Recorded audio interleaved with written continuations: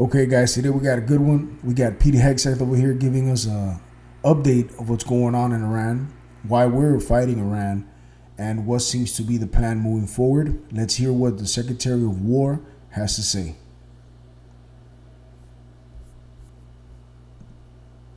In Quds Force and IRGC killers. My generation of veterans carry the names of brothers who never came home. Brothers butchered by Iranian-backed roadside bombs and well-armed militias, thousands of our own. We didn't start this war, but under President Trump, we are finishing it.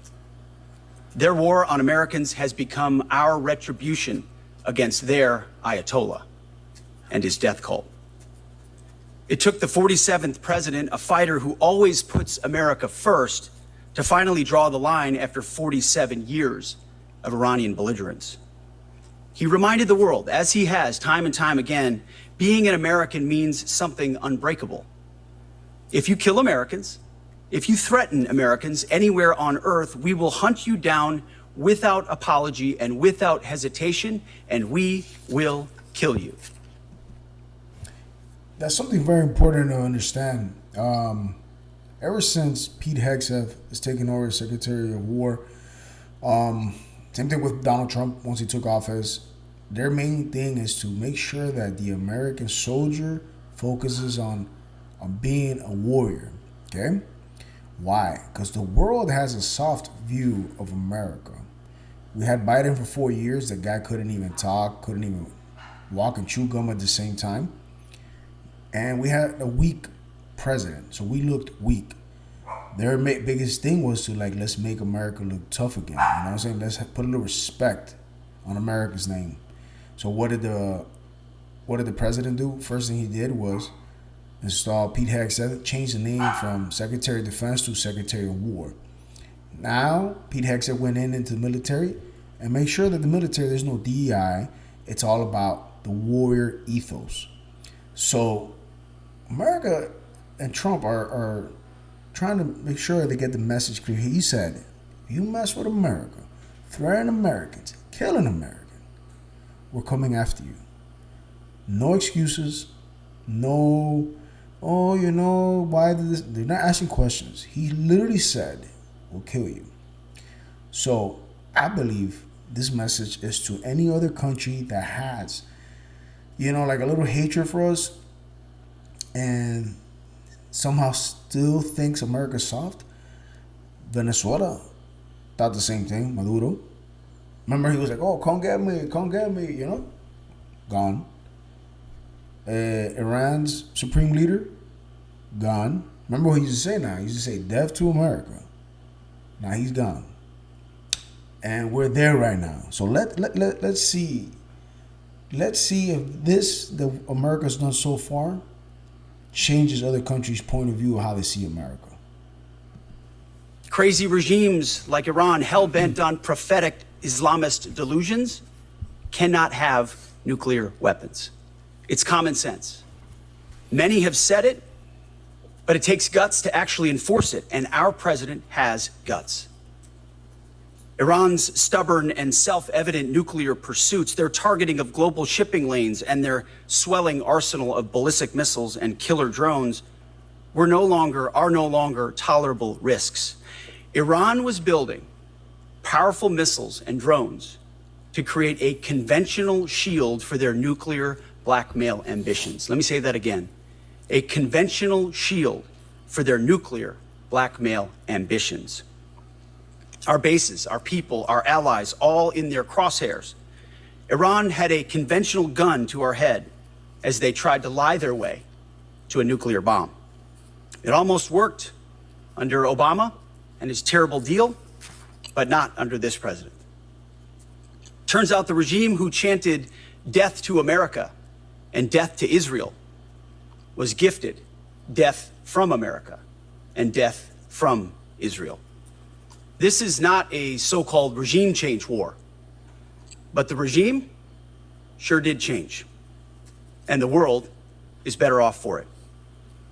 Today, in their desperation, the enemy is unmasked as Iranian missiles and drones rain down indiscriminately on the hotels, airports, apartments, and other civilian targets of their neighbors. Cowardly terrorist tactics from a regime that for decades has trafficked in cowardly terrorist tactics, lies, death, and destruction to this day.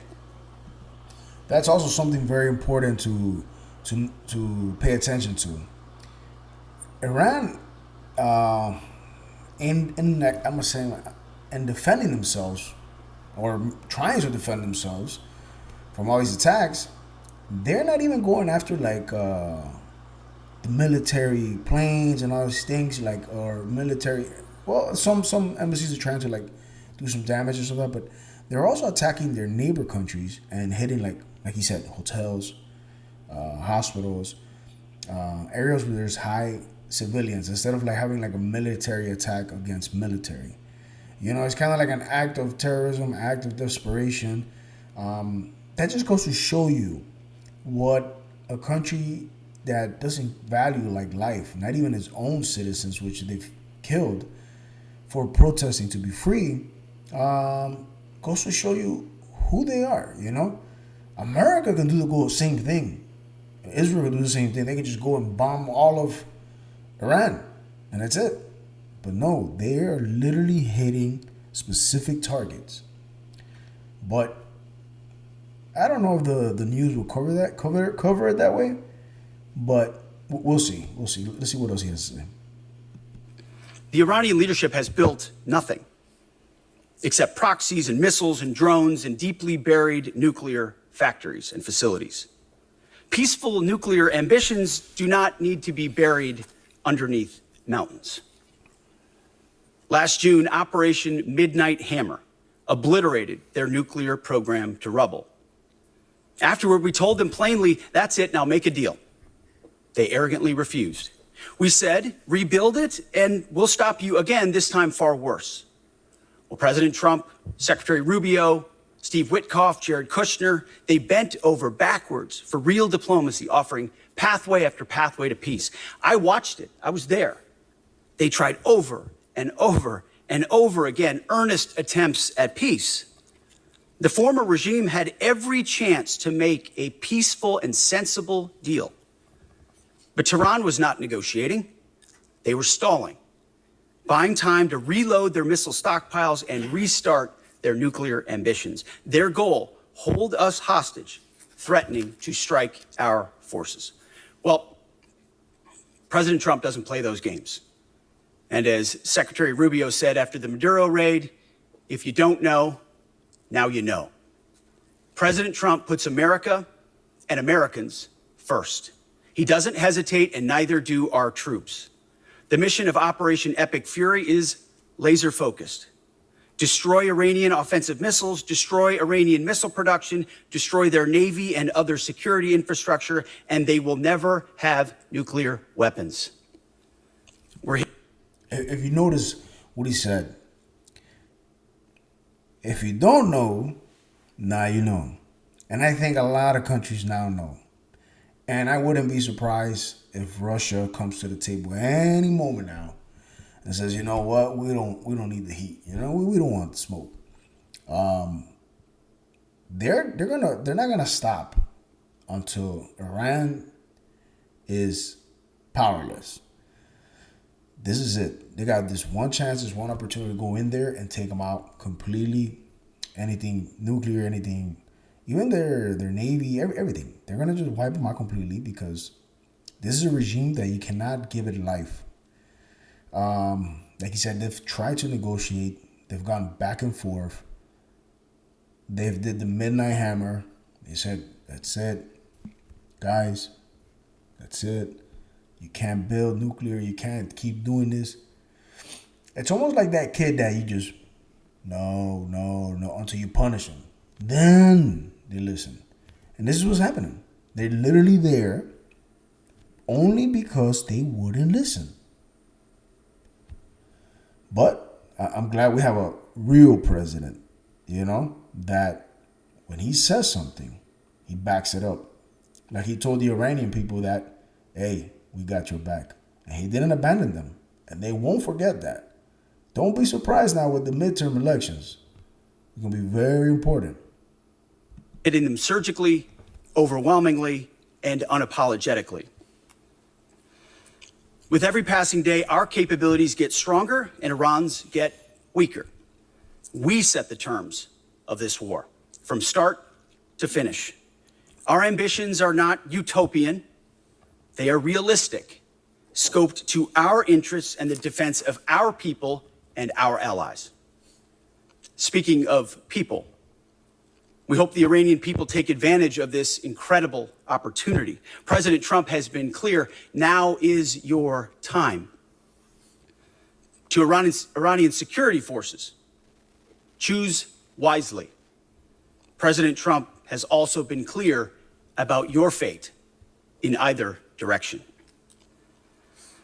To the media outlets and political left screaming endless wars, stop. This is not Iraq. This is not endless. I was there for both. Our generation knows better, and so does this president. He called the last 20 years of nation-building wars dumb, and he's right. This is the opposite. This operation is a clear, devastating, decisive mission. Destroy the missile threat, destroy the Navy, no nukes. He says something there very important, that Pete Hegseth has been in war. Pete Hegseth has been on, I believe, both tours, Afghanistan and Iraq. And when he met there, took a little shot at past presidents. You know, we got 20 years of war in Afghanistan.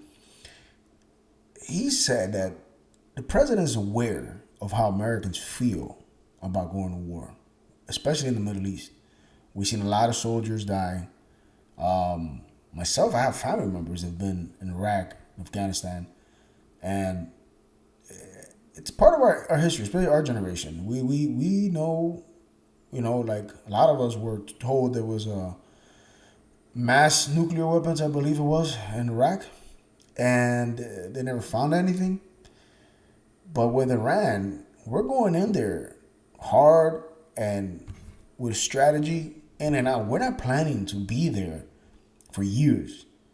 And I think, I could be wrong, but I got a good hunch that the president knows that he needs to be different from past presidents, and he is. And he is stuck on going in there, doing maximum damage to their infrastructure as far as military-wise, get rid of all the missiles, get rid of the Navy, and that's their goal. And I believe that that the president, Pete Hegseth as well, he understands what the nation and other military members are thinking. So he's not gonna, set it up for us to be there for forever wars, how he said it. I think he's literally gonna go in there and in and out, if possible, or as quick as possible. But let's see. Israel has clear missions as well, for which we are grateful. Capable partners, as we've said since the beginning, capable partners are good partners. Unlike so many of our traditional allies who wring their hands and clutch their pearls, hemming and hawing about the use of force. America, regardless of what so-called international institutions say, is unleashing the most lethal and precise air power campaign in history. B-2s, fighters, drones, missiles, and of course, classified effects. All on our terms, with maximum authorities. No stupid rules of engagement, no nation-building quagmire, no democracy-building exercise, no politically correct wars. We fight to win, and we don't waste time or lives. As the president warned, an effort of this scope will include casualties.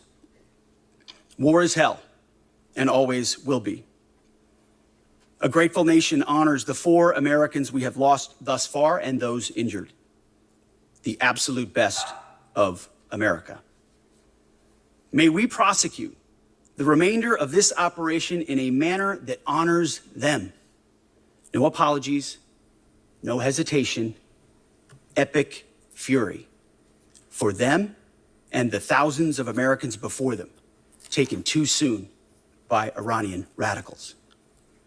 Before I turn it over to General Kane for the operational update, let me speak straight to you, the Joint Force, our warriors on the front lines. This is your moment. This is the generational turning point America has waited for since 1979, and since the rudderless wars of hubris my generation, our generation, endured. Don't listen to the noise. Just stay focused. Our commander-in-chief is steady at the wheel. We face a determined enemy, but you are better. But we must prove it every single day. History doesn't care if we're tired, if we're scared, or if the fight feels big. It demands warriors who rise anyway. Peace through strength, the warrior ethos, lethality, unity of purpose, those are not slogans. They're the beating heart of what it means to wear the uniform, that uniform. You think clearly under fire, you act decisively in chaos, you uphold the Constitution, and you uphold our country without hesitation. We are not defenders anymore. We are warriors, trained to kill the enemy and break their will. History is watching. Be the force you swore an oath to be, focused, disciplined, lethal, and unbreakable. We will finish this on America First conditions of President Trump's choosing. Nobody else's, as it should be. And know this above all, President Trump and I have your back, always. Through fire, through criticism, through fake news, through everything.